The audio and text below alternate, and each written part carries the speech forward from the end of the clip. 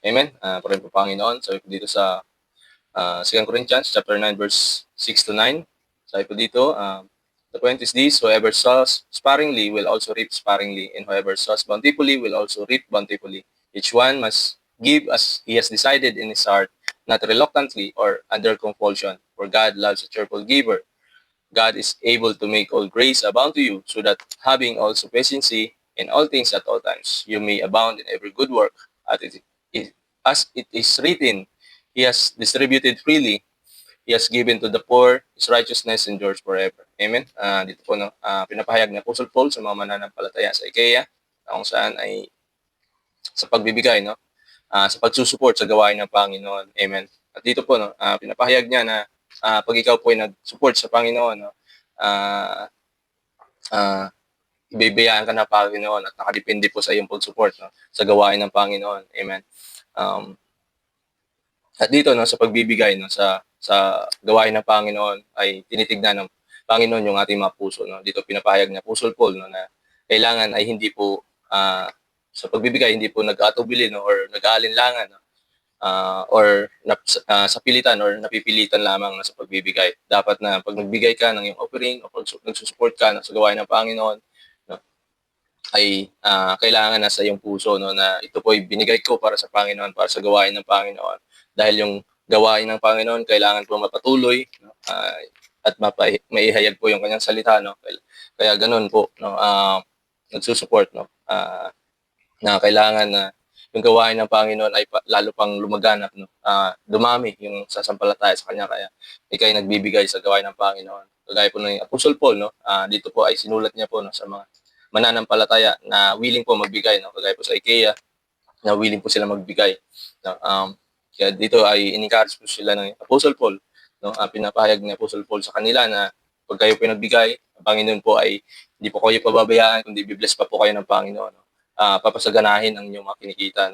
Kung kayo man po ay, kagaya po, bawa na lang, kung ikaw po ay nagtatrabaho sa bukid, papasaganahin ng Diyos ang iyong bukirin, ang iyong pag-aani. Kung ikaw po ay tapat na naglilingkod, nagsusupport sa gawain ng Panginoon. At even naman po sa trabaho, ikaw po ay sa mga kumpanya, sa government, hindi rin pababayaan ng Panginoon ang iyong trabaho. Mas lalo, bibiyaan ka ng Panginoon dahil nakita ng Panginoon yung katapatan at sa pamagitan nun ay naging blessings ka sa iba. Sabi nga dito sa 8 na God is able to make all grace abound to you, so that having all sufficiency in all things at all times, you may abound in every good work. Amen. Na ikaw po ay mas lalo pang maging pagpapala sa bawat mabubuting gawa. At yun po yung isa po doon, yung mabuting gawa po yung pagbibigay po sa mga dukha, sa mga walang-wala, sa mga tao na hindi kaya na makakain, or nawalan ng trabaho, nagkasakit. Yun po, na matulungan mo po sila sa kanilang pangailangan. Amen. Sa kahit sa maliit na bagay, ay may bigay mo sa kanila kahit yung bigas or ano man mga bagay mga goods na pwede mong itulong sa kanila. Amen.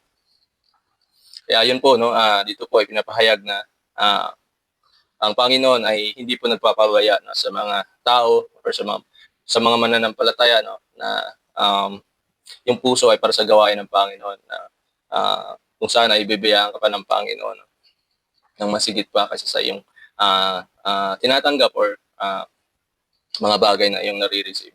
Amen. Dahil nga po ay ikaw po ay naging pagpapala sa gawain ng Panginoon. Kasi po yung gawain ng Panginoon, mga kapatid, napaka-importante po na ito po ay mapatuloy. Kaya po, yun po yung isang reason na kung bakit binabayayaan ng Panginoon yung mga taong tapat sa pag-support sa gawain ng Panginoon, dahil po ay para po ay yung gawain ng Panginoon ay patuloy pong magpatuloy yung kanyang desire na marami pong tao na makakilala.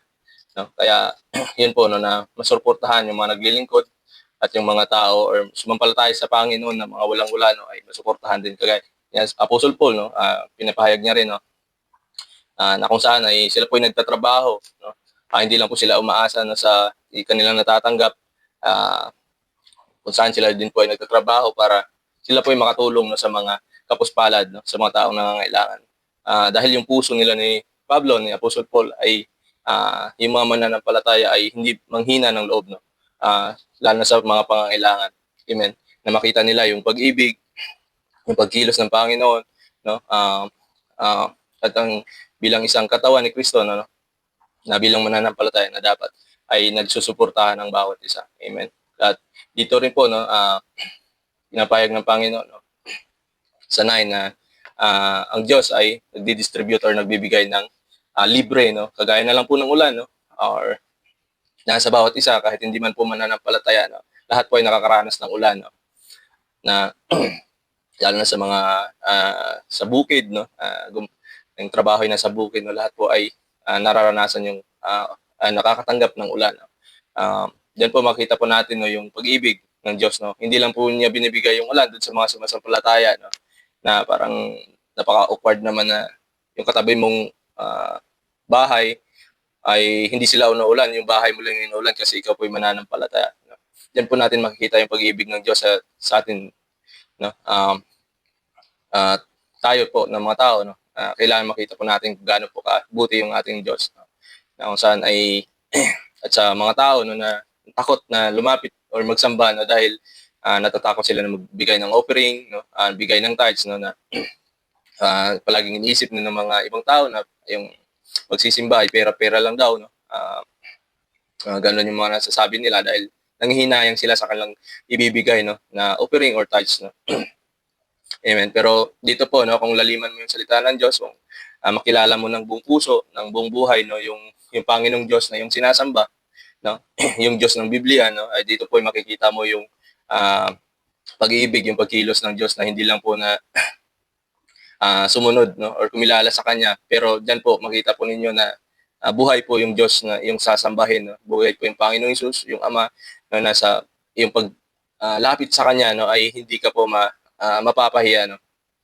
Pag ikay sumampalataya sa Kanya, hindi ka po mapapahiya, kundi mararanasan mo po yung kabutihan, yung biyaya ng Diyos na hindi lang po na matanggap mo yung buhay na walang hanggan, kundi habang dito ka po sa lupa, maranasan mo yung pag-iibig ng Diyos.